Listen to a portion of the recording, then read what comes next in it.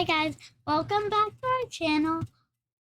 We are gonna read the Hardy Boys, The Missing Mitt, Secret Files 2.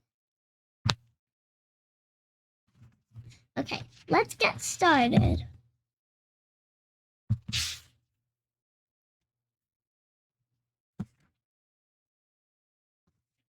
Chapter 1, The Big Game. The bases are loaded. 2 outs. The bottom of the ninth. The Bayport Bandits really need this one to win. The announcer's voice was loud. Joe Hardy is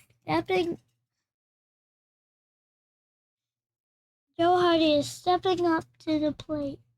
Lucky bat in hand. His brother Frank is on the third base, itching for home. This was the most exciting World Series final anyone had ever seen. The crowd went wild. They were cheering and cheering, chanting, "Hardy, Hardy, Hardy, Hardy." 8-year-old Joe took a few practice swings. There had to be 10,000 people in the stands or more.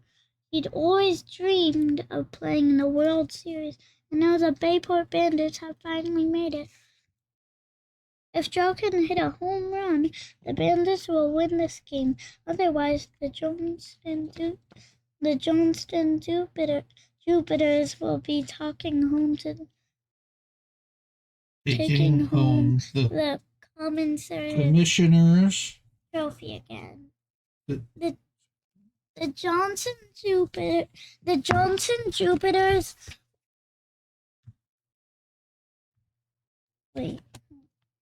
were Bandits' biggest rivals. The crowd grew quiet as Joe got ready. He looked at his brother, crouched on the third base. He gave Frank a thumbs up. Frank was counting on him. The whole team was counting on him. Joe needed to hit this one out of the park. Pitcher threw a curveball first. Joe let it fly by. It wasn't the right one. He never hit a home run off that one. "Strike," the umpire yelled. The crowd booed. The crowd booed. Joe held up his hand. The crowd went silent. The pitcher went up again. This time the throw was high inside. Joe swung, but he was too late and too low. "Strike," the umpire yelled again. This time, no one booed.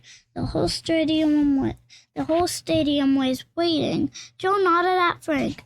Frank got ready to run for home plate. The pitcher threw the ball. It was perfect, right down the middle of the plate. Joe took a big swing. Crack! The sound of the bat hitting the ball was like thunder. Joe took off running. He didn't even look to see where the ball had gone. He knew he'd done. It was the home run they needed. He had won the World Series. The crowd was screaming his name. "Joe, Joe, Joe." He rounded first base. His teammates were jumping up and down. He looked over his shoulder.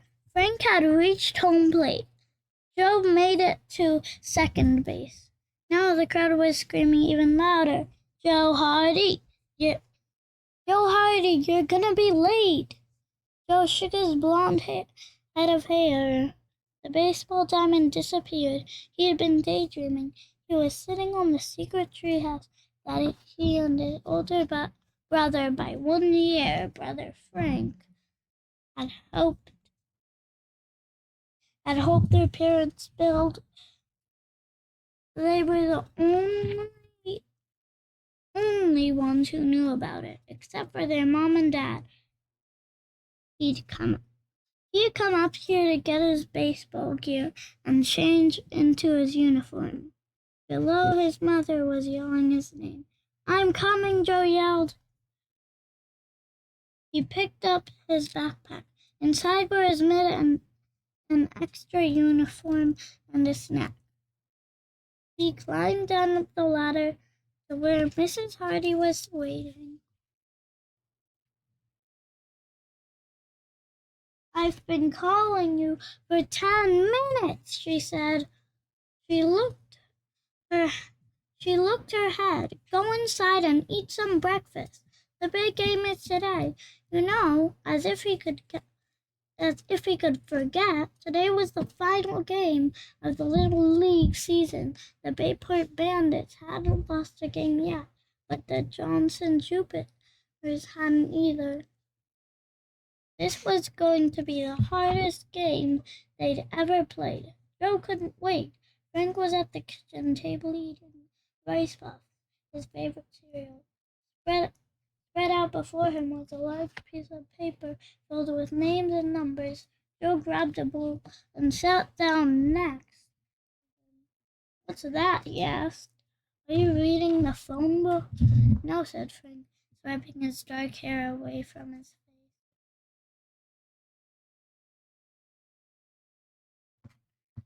"The batting averages of the Johnson Jupiters.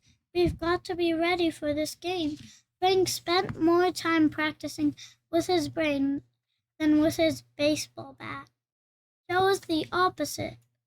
Together they were the perfect pair. "They're pretty good," Frank said, "but none of them were as good as Jason Prime." Jason Prime was the star first baseman of the Bayport Bandits. He was the best player in the entire league. His father was Willie Winter Prime, of the best pitchers in Major League Baseball.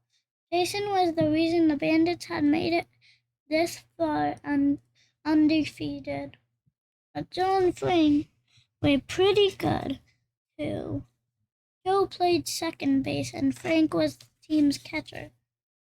Joe looked up at the clock. It was 8:30. They still had plenty of time before the game began. They didn't even need to be at the park until 9 o'clock. He poured himself a bowl of cereal. "Good morning, boys," said Fenton Hardy as he walked into the kitchen. "Morning, Dad," said Frank and Joe. Mr. Hardy took the clock down from the wall and unscrewed the back of it. "What are you doing?" asked Frank. "Mom says the clock stopped. I'm putting in new batteries." Joe dropped his spoon. Frank stopped studying his paper. Their eyes grew wide. "Oh no," said Jack. "It's almost 9 o'clock." Frank shouted, looking at his watch. Frank's watch could tell time in 10 different countries. It had a compass, it had a compass, a calculator, and a tiny camera inside it. You never know when those things might come in handy. "Don't you guys need to be down at the park soon?" Mr. Hardy asked. There was no answer. "Boys," Fenton Hardy turned around just in time to see Frank and Joe rushing out the front door of the house. That is chapter 1 of the Hardy Boys. Thanks for watching this video. There are more on my channel. All you have to do is subscribe. Comment down below and subscribe, which I already said.